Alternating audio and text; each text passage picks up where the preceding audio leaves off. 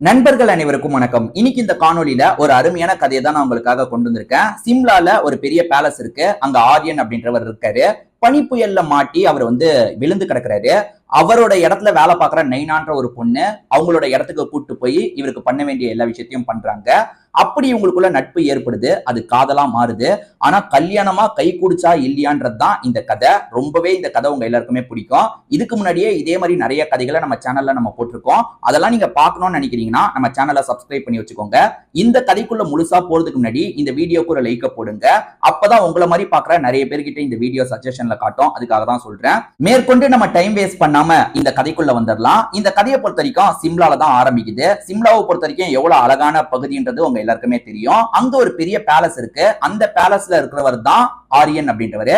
ஆரியனோட அப்பா பொறுத்த வரைக்கும் பெரிய பிசினஸ் மேனா இருப்பாரு. அவர் எப்ப பாரு பிசினஸ்னு பிஸியாவே தான் இருப்பாரு. ஆரியனை பொறுத்த வரைக்கும் அப்பாக்கு அப்பப்ப சப்போர்ட் எல்லாம் பண்ணிட்டு இருப்பாரு. ஆனா ஆரியனை பொறுத்த வரைக்கும் தனியா சில பேஷன்லாம் இருக்கு. அதுக்கான விஷயத்தை தான் இவர் மெயினா பண்ணிட்டு இருக்காரு. அதே மாதிரி இந்த ஆரியன் இருக்காருல, எப்ப பாரு ஃப்ரெண்ட்ஸுங்களெல்லாம் இந்த பேலஸ்க்கு வர வச்சு ஜாலியா பார்ட்டி எல்லாம் பண்ணுவாரு. அம்மா அதெல்லாம் பெருசா கேட்டுக்க மாட்டாங்க. ஏறக்குறைய பையனுக்கு கல்யாண வயசு வந்துருச்சுல, சீக்கிரமா கல்யாணம் பண்ணிக்கோ அப்படின்ற மாதிரி அப்பப்ப சொல்லுவாங்க. இவர் தட்டி கழிச்சுக்கிட்டே இருக்காரு. இவரோட பேலஸ்ல நைனான்ற ஒரு பொண்ணு வேலை பாக்குறாங்க. ரொம்ப ஏழை வீட்டு பெண்ணா இருப்பாங்க. பேரண்ட்ஸ் எல்லாம் தவறி இருப்பாங்க. இவங்க இப்ப இந்த இடத்துல வேலை பார்த்துட்டு இங்க தந்த இடத்துல தங்கிட்டு இருக்காங்க. இந்த வீட்டுல நிறைய பேர், அதாவது இந்த பேலஸ்ல நிறைய பேர் வேலை பார்ப்பாங்க. அந்த மாதிரி ஒரு பொண்ணு தான் நைனா. நைனாவை பொறுத்த வரைக்கும் இந்த ஆரியனை ரொம்பவே பிடிக்கும். ஆரியன் அப்பப்ப சைட் எல்லாம் அடிச்சிட்டு இருப்பாங்க. ஆரியன் அழகா இருக்காருன்றது ஒரு காரணம். அதை காட்டிலும் ஆரியன் ரொம்ப நல்லவரா இருப்பாரு. இப்ப உதாரணத்துக்கு ஆரியனோட அம்மா அப்பா எல்லாம் இங்க வேலை பார்க்கறவங்க கிட்ட கடுமையா நடந்துப்பாங்க. ஆனா ஆரியன் இருக்காரு பாத்தீங்களா, பொறுமையா அவங்க கிட்ட பேசுவாரு. அவங்களுக்கு ஏதாவது உதவி தேவைப்பட்டா உடனே பண்ணுவாரு. அவங்களுக்கு உதவி தேவைப்படுதுன்றத அவங்க ஃபேஸ வச்சே கண்டுபிடிச்சிருவாரு. அந்த அளவுக்கு ரொம்ப நல்ல டைப்பா இருப்பாரு. அதனாலேயே இவங்களுக்கு ரொம்பவே பிடிக்கும். ஆனா நம்மள மாதிரி ஆள்லாம் அவரை கல்யாணம் பண்றதுக்கான வாய்ப்பெல்லாம் வரவே வராது. இந்த மாதிரி பாத்துக்க வேண்டியதான் அப்படின்ற மாதிரி இருப்பாங்க. அவரு நல்லது பண்ணும் போதெல்லாம் இவங்க ரசிச்சு அந்த விஷயத்தெல்லாம் பார்ப்பாங்க. இப்படியேதான் நைனாவோட வாழ்க்கை போயிட்டு இருக்கு. நைனாவை பொறுத்த வரைக்கும் யாரும் இல்லல்ல, அதை நினைச்சு நைனா தனியா இருக்கும் போது பயங்கரமா ஃபீல் எல்லாம் பண்ணிட்டு இருப்பாங்க. இப்படி இவங்க வேலை பார்த்துட்டு வேலையெல்லாம் முடிச்சுட்டு அவங்களுக்கு தந்திருக்க இடத்துல வந்துடுறாங்க. பனி புயல் வீசிட்டு இருக்கும். அதாவது ஈவினிங் டைம் பயங்கரமா பனி புயல் வீசிட்டு இருக்கும். ஆரியன் போன் பேசுறதுக்காக வெளியே வந்திருப்பாரு. அப்பதான் பனி புயல் ஸ்டார்ட் ஆயிருக்கும். இவரோட பேலஸை விட்டு கொஞ்சம் தள்ளி இருக்கிற பகுதியில இவர் நின்று பேசிட்டு இருக்கும் போது பனி புயல் ஸ்டார்ட் ஆயிருக்கும். இவர் போறதுக்குள்ள அதுல சிக்கியிருப்பாரு. பனி புயல் பயங்கரமா வீசுறதுனால இவர் கண்ட்ரோல் இல்லாம ஒரு ஸ்டேஜ்ல விழுந்துருவாரு. இவர் மேலேயே பனிலாம் படர ஆரம்பிக்குது. இப்படியே போயிட்டு இருக்கு. இவரால மூச்சு கூட விட முடியல. ஒரு ஸ்டேஜ்ல பயங்கர நிலைமைக்கு போயிடுறாரு. அதே சமயம் இந்த பொண்ணு இருக்காங்கல்ல, இந்த பொண்ணு இவங்க ரூம்ல இருந்து இந்த விஷயத்தை கவனிக்கிறாங்க. ஷாக் ஆயிடுறாங்க. அதாவது அவர் மயங்கி விழுந்ததுக்கு அப்புறம் தான் இந்த பொண்ணு இந்த விஷயத்தை கவனிக்கிறாங்க. உடனே அவருக்கு ஹெல்ப் பண்ணும் அப்படின்ற மாதிரி வேகமா அந்த இடத்துக்கு வந்துடுறாங்க. என்னாச்சு ஏதாச்சு அப்படின்ற மாதிரிலாம் பார்த்துட்டு இருக்காங்க. நெய்னாவை பொறுத்த வரைக்கும் தொட்டு தானே என்னாச்சு ஏதாச்சுன்றத பார்க்க முடியும். நம்ம தொடலாமா, நம்ம தொடறதை அவர் எப்படி எடுத்துப்பாரு அப்படின்ற மாதிரிலாம் தயங்குறாங்க. ஏன்னா நைனா சாதாரண வேலைக்கார பொண்ணு இல்ல, அவர் ஏதாவது சொல்லிட்டா நம்ம என்ன பண்றது அப்படின்ற மாதிரிலாம் யோசிக்கிறாங்க. ஆனா அவர் இப்ப முழிக்கிற மாதிரியே இல்ல, அவர் மயக்கத்துல இருக்காருன்னு தெரிஞ்சோன்னே நம்ம உதவி பண்ணி தான் ஆகணும் அப்படின்ற மாதிரி இவங்களுமே அவர் கொஞ்சம் பரட்டி போடுறாங்க. அவர் பார்த்தா மயக்கத்துல இருக்காரு, ரொம்ப குளிரால கஷ்டப்பட்டு இருக்காரு. இந்த விஷயம் இவங்களுக்கு தெளிவா புரியுது. நம்ம இடத்துக்கு கூட்டு போனோம் அப்படின்ற மாதிரி யோசிக்கிறாங்க. ஏன்னா பேலஸுக்கு கூட்டு போறதுக்கு ரொம்ப டிஸ்டன்ஸ் இருக்கு. இவங்க இடம்னா பக்கத்துல இருக்கு. நம்ம இடத்துக்கு கூட்டு போலாம் அப்படின்ற மாதிரி இவங்க இருக்காங்க பாத்தீங்களா, அவரோட தோலை அப்படியே இவங்க தோல் மேல போட்டுக்கிட்டு கைத்தாங்களா கொஞ்சம் அவர் அப்படியே கூட்டு வந்துட்டு இருக்காங்க.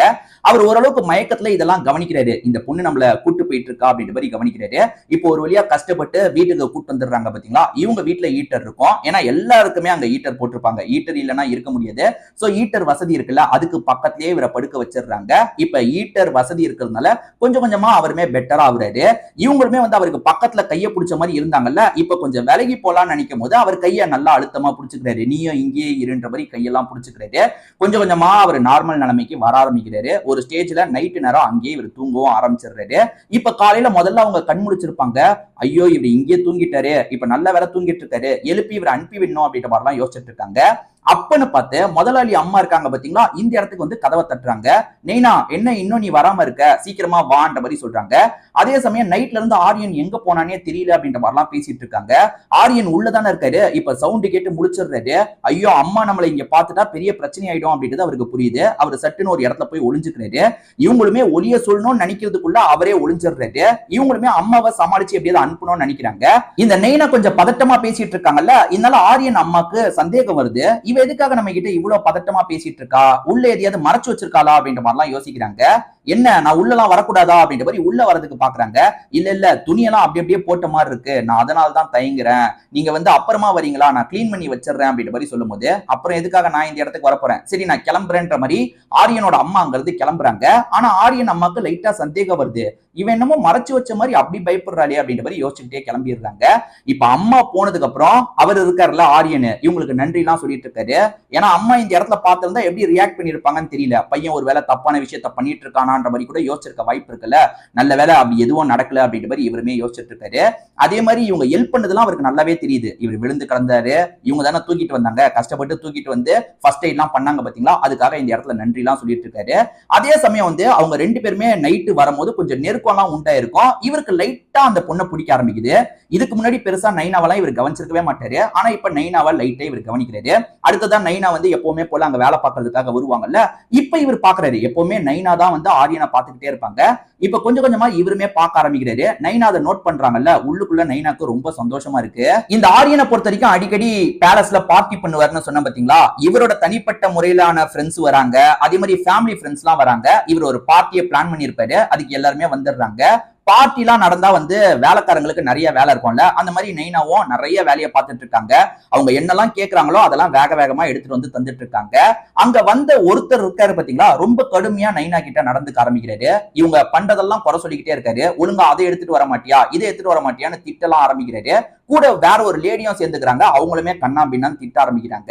இதெல்லாம் பார்த்துட்டு இருக்கவர் கோவத்தை கண்ட்ரோல் பண்றாரு. ஏன்னா வந்து ரொம்ப ஓவரா திட்டுறாங்க, இது இவருக்கு கோவத்தை வர வைக்குது. உதவி பண்ண நைனாக்கு இப்படி நடக்கிறதுனால இவருக்கு கோவம் வரல, பொதுவா யாருக்கு நடந்திருந்தாலுமே அந்த இடத்துல ஆரியன் கோவப்பட்டிருப்பாரு. நைனாவை பேசிக்கிட்டே இருக்காங்க. நைனா என்ன பேசுறதுன்னு தெரியாம லைட்டா கண்ணீர்லாம் விட ஆரம்பிக்கிறாங்க. இதுக்கு மேல பொறுக்க முடியாதுன்ற மாதிரி ஆரியன் இருக்காருல, அப்படி பேசின ஃபேமிலி ஃப்ரெண்டு கிட்ட கோவப்பட ஆரம்பிக்கிறாரு. இப்படிதான் வந்து வேலைக்காரங்கன்னா என்னன்னா நீங்க பேசுவீங்களா, இப்படிதான் மரியாதை இல்லாம பேசுவீங்களா, அவ பண்ணதுல என்ன தப்பு இருக்குன்ற மாதிரி நைனாக்கு சப்போர்ட் பண்ணி பேசிட்டு இருக்காரு. இது எல்லாத்தையும் அம்மாவும் அப்பாவும் தள்ளி இருந்து கவனிச்சிட்டு இருக்காங்க. அந்த சொந்தக்காரரோட முகம் மாறிடுது, அதாவது அந்த ஃபேமிலி ஃப்ரெண்ட் இருக்காருல அவரோட முகம் மாறிடுது. என்ன ஒரு வேலைக்கார பொண்ணுக்காக நம்மளை எதிர்த்து பேசுறானே அப்படின்ற மாதிரி முகம்லாம் மாறிடுது. அவர் கொஞ்சம் கோச்சுக்கிட்ட மாதிரி இங்க இருந்து கிளம்புறாரு. பார்ட்டியுமே பாதியிலேயே முடிஞ்சிருது. அம்மாவும் அந்த பொண்ணுக்கு நீ எதுக்காக இவ்வளவு வக்காலத்து வாங்கிட்டு இருக்க, அந்த பொண்ணுக்கு எதுக்காக இவ்வளவு சப்போர்ட் பண்ற, நம்ம சொந்தக்காரர்கிட்ட இப்படி பேசுவியான்ற மாதிரி கோவப்பட்டு இருக்காங்க. ஆரியன்மே வந்து அந்த பொண்ணு மேல என்னமா தப்பு இருக்கு, அவர் பாட்டுக்கு வார்த்தையை விடுவாரா அப்படின்ற மாதிரி அம்மா கிட்டயுமே ஆர்கியூ பண்ணிட்டு இருக்காரு. அந்த பொண்ணுக்காக என்ன பையன் இவ்வளவு ஆர்கியூ பண்ணிட்டு இருக்கான் அப்படின்ற மாதிரி அம்மாக்கு டவுட் வர ஆரம்பிச்சிருது. போக போக தான் ஆரியன் இருக்காருல, அந்த பொண்ணு எனக்கு பிடிச்சிருக்கு போதுமா அப்படின்ற மாதிரி அம்மா கிட்ட கேட்டுறாரு. அம்மா பயங்கர ஷாக் ஆயிடுறாங்க. எனக்கு இப்ப புரியுது, அன்னைக்கு அந்த பொண்ணோட வீட்டுல நீ தானே இருந்த, அந்த ரூம்குள்ள நீ தானே இருந்த, அதனால தானே இவ என்ன உள்ள அலோவ் பண்ணல, அப்படியே உன்னை வந்து மைக்கிட்டாளா அப்படின்ற மாதிரி அம்மா வந்து நைனாவை பத்தி ரொம்ப மோசமா பேசுறாங்க. தேவையில்லாம பேசாதீங்கம்மா, நடந்ததே வேற அப்படின்ற மாதிரி இவருமே நடந்த விஷயத்த சொல்றாரு. இந்த மாதிரி பனி புயல்ல நான் விழுந்து கிடந்தேன், அப்ப இவ தான் எனக்கு சப்போர்ட்டிவா இருக்கிறதுக்காக வந்தா, எனக்கு ஃபர்ஸ்ட் எய்ட் எல்லாம் பண்ணா, அப்பதான் எங்களுக்குள்ள நெருக்கம் உண்டாச்சு அப்படின்ற மாதிரிலாம் சொல்றாரு. ஆனா அம்மா ஏத்துக்க மாட்டாங்க. எல்லாமே இவ பிளான் பண்ணி தான் பண்ணிருக்கா, நம்ம பணக்காரங்கள்ல நம்மளோட சொத்தை எப்படியாவது வந்து கொஞ்சம் வாங்கிக்கலான்றதுக்காக தான் இப்படி பிளான் பண்ணி பண்ணிருக்கான்ற மாதிரி நைனாவை பத்தி மோசமா பேசுறாங்க. இல்ல கடுப்பான இவர் இருக்கார்ல, எனக்கு உங்களோட சொத்து எதுவுமே வேணாமா, நான் நைனாவை கூட்டிட்டு வேற எங்கேயாவது போக போறேன்ற மாதிரிலாம் சொல்றாரு. இது எல்லாத்தையும் நைனா வந்து புரியாம பாத்துட்டு இருக்காங்க. என்ன நமக்காக இவங்களுக்குள்ள சண்டை போட்டுட்டு இருக்காங்களே அப்படின்ற மாதிரி நைனாக்கு தோண ஆரம்பிக்குது. அதே மாதிரி நம்மள கூட்டு போறேன்னு சொல்றாரு, அந்த அளவுக்கு நம்மள பிடிக்குமா அப்படின்ற மாதிரி நைனாக்கு நிறைய கேள்வி எல்லாம் வந்துட்டு இருக்கு. ஒரு ஸ்டேஜ்ல நைனா நீ என் கூட வரியா, நம்ம இங்க இருந்து போயிடலாமா அப்படின்ற மாதிரிலாம் கேட்கிறாரு. நைனா என்ன சொல்றாங்கன்னா, இல்ல இல்ல என்னால நீங்க ரெண்டு பேரும் சண்டை போட்டுக்காதீங்க, உங்க பேரண்ட்ஸ் கூடயே நீங்க இருங்க, நான் இதுக்கப்புறம் இங்க இருக்கிறது சரி இருக்காது, நான் எங்கேயாவது போயிடுறேன் அப்படின்ற மாதிரி நைனா பேசிட்டு இங்க இருந்து கிளம்ப பாக்குறாங்க. ஒரு ஸ்டேஜ்ல இவருக்கு என்ன சொல்றதுன்னே தெரியல. உங்களால தான் நைனா இங்க இருந்து போறா அப்படின்ற மாதிரி பேரண்ட்ஸை பார்த்து ஃபீல் பண்ணிட்டு இருக்காரு. நைனாவும் இங்க இருந்து கிளம்ப ஆரம்பிச்சிடுறாங்க. இப்ப பேரண்ட்ஸ்க்கு வந்து ஒரு மாதிரி ஆயிருது, என்ன அந்த பொண்ணை நம்ம வந்து இப்படி பேசணும், ஆனா அந்த பொண்ணை பொறுத்த வரைக்கும் நல்ல டைப்பா தான் இருக்கா, ஏன்னா வந்து பையன் வந்து வரதா சொல்லி கூட நம்ம கூட பையன் இருக்கிறது தான் சரின்ற மாதிரி நமக்காக பேசியிருக்காளே, நல்ல பொண்ணாதான் தெரியுதா அப்படின்ற மாதிரி அவங்களுமே யோசிக்க ஆரம்பிக்கிறாங்க. பையனை பொறுத்த வரைக்கும் ரொம்ப உறுதியா இருக்காரு, நான் கல்யாணம் பண்ணிக்கிட்டா அவளைதான் கல்யாணம் பண்ணிப்பேன், அந்த அளவுக்கு அவ நல்ல பொண்ணா இருக்கா, அவளை பத்தி நான் முழுசா புரிஞ்சுக்கிட்டேன் அப்படின்ற மாதிரிலாம் நிறைய விஷயங்களை பேசுறாரு. ஏன்னா வந்து அந்த ஒரு ஹெல்ப் பண்ணதுலயே இவர் வந்து பயங்கரமா அவங்களை லவ் பண்ண ஆரம்பிச்சிருப்பாரு, அதனாலதான் இந்த மாதிரிலாம் பேசிட்டு இருக்காரு. பையனுக்கு ரொம்ப பிடிச்சிருக்கு அப்படின்றது அப்பாக்கும் அம்மாக்கும் புரிய வருது. சரி பையன் விருப்பம் தானே நம்ம விருப்பம், அதனால நம்மளுமே இறங்கி போயிடலான்ற மாதிரி யோசிக்கிறாங்க. சரி அந்த பொண்ணை பார்த்து திரும்பி கூட்டு வரலாம் அப்படின்ற மாதிரி அந்த பொண்ணை பார்க்கறதுக்காக வராங்க. இந்த மாதிரி எங்க பையனுக்கு ஒன்னதான் ரொம்ப பிடிச்சிருக்கு, நீ எங்க வீட்டுக்கு வரணும்னு கேட்கும் போது இவங்க தயங்குறாங்க. இல்ல இல்ல அதெல்லாம் செட் ஆகாது, நீங்க சொல்றது கேட்கறதுக்கு நல்லா இருக்கும் ஆனா நடைமுறைக்கு ஒத்து வராது, நான் அந்த வீட்டுக்கு மருமகளா வந்தாலும் சரி என்ன வேலைக்காரி மாதிரி தான் உங்களுக்கு பார்க்க தோணும், அதனால இதெல்லாம் செட் ஆகாது வேணான்ற மாதிரி எவ்வளவோ சொல்லிட்டு இருக்காங்க. ஆனா அந்த அம்மாவும் அப்பாவும் மனசு நல்லா மாறிடுறாங்க போல. இல்லம்மா எங்க பையனோட சந்தோஷம் தான் எங்களுக்கு முக்கியம், எங்க பையனுக்காக தான் நாங்க எல்லாத்தையும் சேர்த்து வச்சிருக்கோம், அப்படிப்பட்ட பையனே நீ இல்லனா எனக்கு எதுவுமே வேணான்ற மாதிரி சொல்லிட்டானா அப்ப கண்டிப்பா நீ எங்க வீட்டுக்கு மருமகளா வரணும், நாங்க வந்து இறங்கி வந்து கேட்கிறோம்ல ஒத்துக்கோ அப்படின்ற மாதிரிலாம் கேட்கறாங்க. ஒரு ஸ்டேஜ்ல இவங்களுமே சரின்ற மாதிரி ஏத்துக்கிறாங்க. இப்பதான் ஆரியன் பயங்கரமா சந்தோஷப்படுறாரு. ஒரு ஸ்டேஜ்ல இவங்க ரெண்டு பேருமே சேர்ந்துடுறாங்க. இவங்க ரெண்டு பேருக்கு சீக்கிரமாவே கல்யாணம் பண்ணி வைக்கணும்ன்ற மாதிரி பேரண்ட்ஸ் எல்லா ஏற்பாடும் பண்ணிடுறாங்க. ஏற்கனவே வந்து ஒருத்தரால பிரச்சனையாச்சு பாத்தீங்களா, அவருமே அந்த ஃபங்க்ஷனுக்கு வந்து கலந்துக்கிறாரு. அவருமே என் மேலதான் தப்புன்றதை புரிஞ்சுக்கிட்டு இந்த இடத்துல ஒத்துக்கிறாரு. இப்ப கல்யாணம் பண்ணி ரெண்டு பேருமே சந்தோஷமா அந்த பேலஸ்ல வாழ ஆரம்பிக்கிறாங்க. இதோடயே இந்த கதை முடியுது. கண்டிப்பா இந்த கதை உங்க எல்லாருக்குமே பிடிச்சிருக்கும்னு நம்புறேன். இதே மாதிரி நிறைய கதைகள் ஏற்கனவே நம்ம சேனல்ல இருக்கு, அதையும் கண்டிப்பா செக் பண்ணி பாருங்க. அதே சமயம் இந்த வீடியோ உங்களுக்கு பிடிச்சிருந்ததுன்னா ஒரு லைக்க போடுங்க, அப்பதான் உங்களை மாதிரி பாக்குற நிறைய பேர்கிட்ட இந்த வீடியோ கொண்டு போய் சஜஷன்ல காட்டும். திரும்பி வேற ஒரு வீடியோல வந்து நான் உங்களை சந்திக்கிறேன். இப்போ உங்ககிட்ட இருந்து விடைபெறேன். நன்றி, வணக்கம்.